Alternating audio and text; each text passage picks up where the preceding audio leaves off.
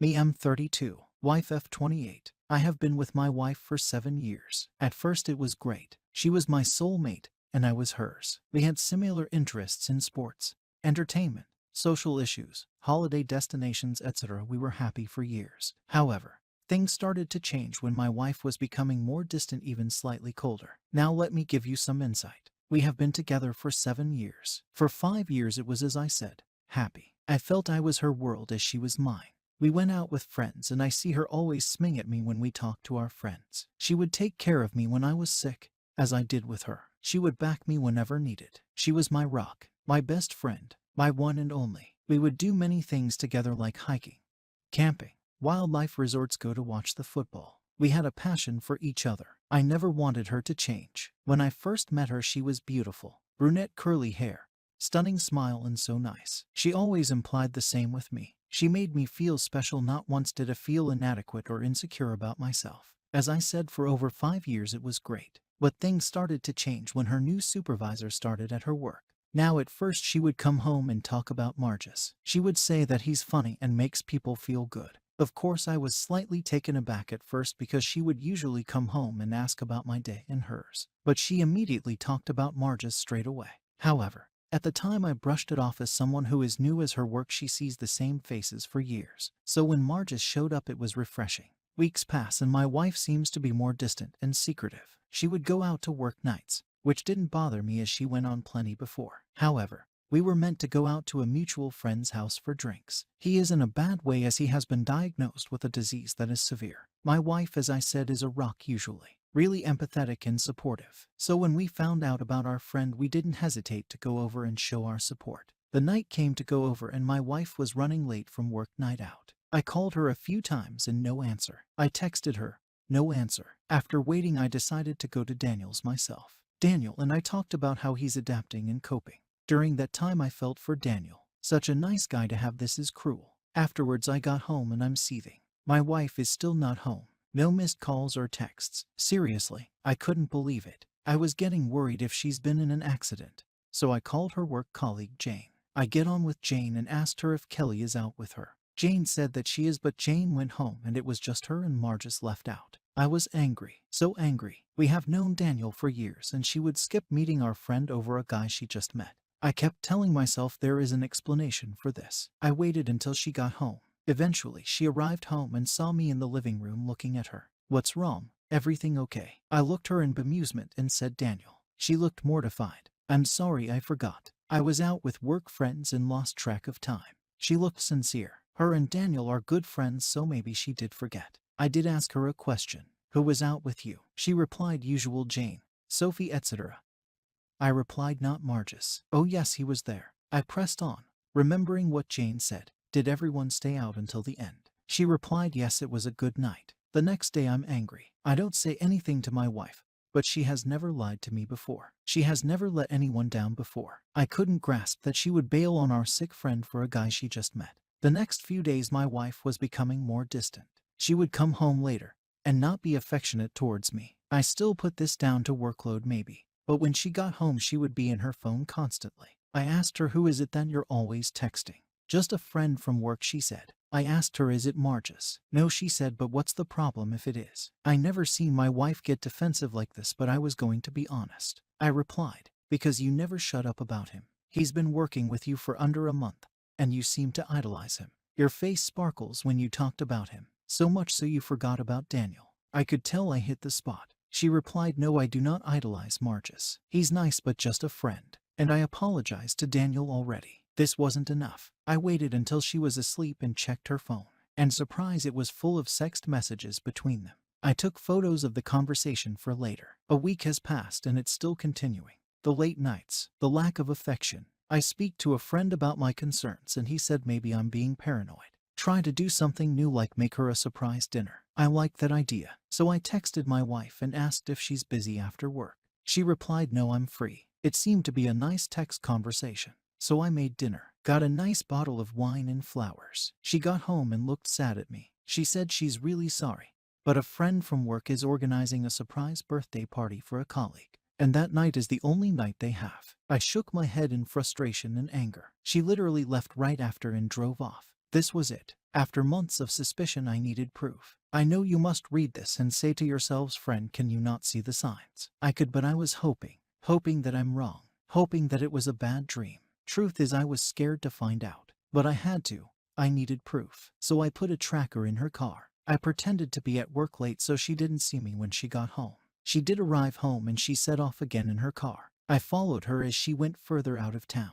She eventually pulled into a car park that was secluded in the corner. She was waiting until another pulled up next to her. It was him, Margus. She got out and got into his car. It was obvious what they were doing. I recorded her getting into his car for evidence against her. For the next few days she acted like everything was fine. I mean, I know that she doesn't realize I know, but she was acting like normal, smiling to me, even holding my hand at breakfast. She left to go to work. I had a day off and decided to snoop on the laptop to see anything suspicious. There was nothing, but when I was looking through her drawers, I see an iPad under the bottom drawer. It wasn't mine, so I assumed my wife bought it. Luckily for me, it didn't need a password. I don't know if she forgot to lock it, but I got lucky. I got in and looked. Now this is where the damage really hurt. I looked in the iPad and checked to see text conversation, but nothing. However, what I was about to see I will never ever forget. There was a folder of pictures of my wife naked, making sexual positions for him. There was so many, but there was more. There were videos. I know I shouldn't have looked at them, but I did.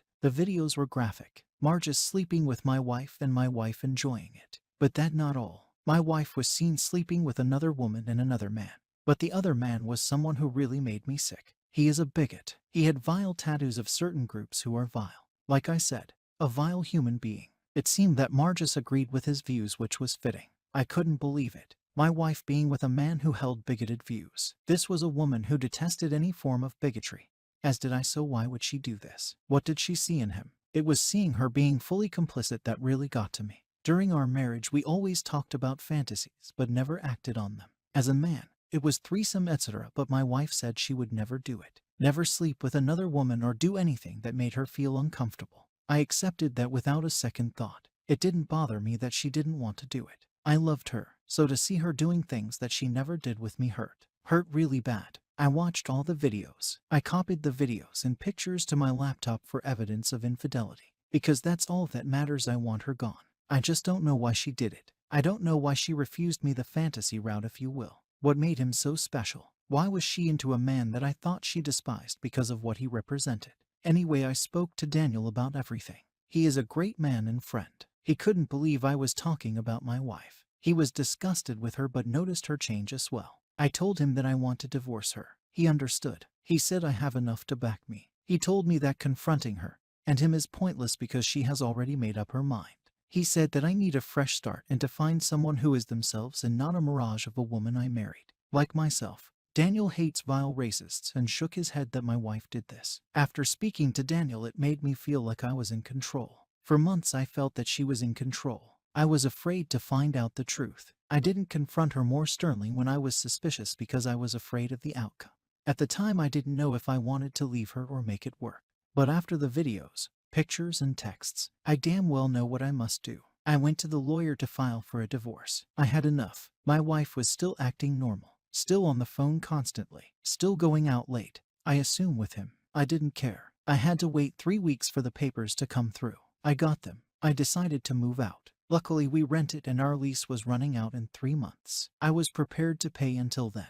Anyway, I wanted to move out. So the day came. She went to work. I made up that I had to go in later to cover for being short-staffed. She shrugged and said okay. No goodbye hug or kiss. Still, that hasn't happened for months, so I was used to it. She left. I packed up my essentials and put the divorce papers on the kitchen table along with my wedding ring. That was it. I stayed with my friend from university who lived in another city. I was grateful, but more grateful that it was far from her. The city, our same social circle. I wanted nothing to do with any of it. I told my parents about what happened and they were shocked but fully understood. I obviously didn't tell them every little detail. There was no need. All I can think of at the moment is that I'm free. My wife would, I assume, agree, as it was clear that Margus is the one she wants. I hope that we get a quick divorce. I really do. Later that night my phone was blowing up with calls and texts. It was my wife. I was surprised because I honestly thought that this was what she wanted as well. But it seems that I couldn't be more wrong. I didn't speak to my wife. I had no interest in it. I read her messages and all of them consisted of "I'm sorry. I love you. Please can we talk? Etc. etc. This lasted for hours. I blocked her number and deleted all my social media accounts. I spoke to my lawyer about my wife signing the divorce, but she hasn't signed. She did contact me through email. I wanted to have some way of communication because I still want the divorce. She sent me an email again saying sorry a number of times and that we needed to talk. I replied no. All I want is the divorce. She replied that she doesn't want one. I am the man she only loves and Margus meant nothing. It's funny because I never mentioned to her why I left, but she obviously knows why. Her guilty conscience and seeing her plead for forgiveness was actually satisfying. I spoke to Adam and he said I could stay as long as I wanted. I am thankful for him, but he did say that I would have to meet her eventually. He said that I left without having answers and no matter how hard you try, eventually you will need to hear them. Inside I was disagreeing with Adam. Why should I talk to her? Why? She gave little regard to my feelings for months. She didn't care about me. She cared about her sick friend Daniel. She didn't care. So why would I talk to her? I know that deep down I'm being stubborn, but also angry that my wife is trying to reconcile. I honestly thought she would have signed and moved on with him. This has me mixed up. And even more mixed up now is that my wife wants to meet. I have a therapist who is excellent. I talked about the affair, the pictures, the videos, all of it. I mentioned that my wife wants to meet up before she signs. My therapist was blunt. She said that when I left without telling her why, deep down you wanted her to plead and her to worry. You keep telling yourself she wouldn't care, but deep down, you want her to care. You want her to feel pain, like she did to you. However, meeting her would take some of your control. She was right. She added, if you decide to meet in person, you must ask the difficult questions even if you don't like the answer. Because you do have questions and you are not moving on at all. You are running away because you are scared that the last 7 years was a lie. Like I said, blunt. That was 2 days ago. My wife really wants to meet and inclined that she won't sign without meeting first. I speak to my parents and close friends about it. My dad said that you could force the issue of her signing, but that could take months. But if she's willing to sign after you talk, then it's worth it. Adam agreed. I decided to meet my wife. Although to say I'm nervous is an understatement. How should I approach this? What should I ask her? Should I be open or guarded? Any help and advice would be grateful. We'll update after.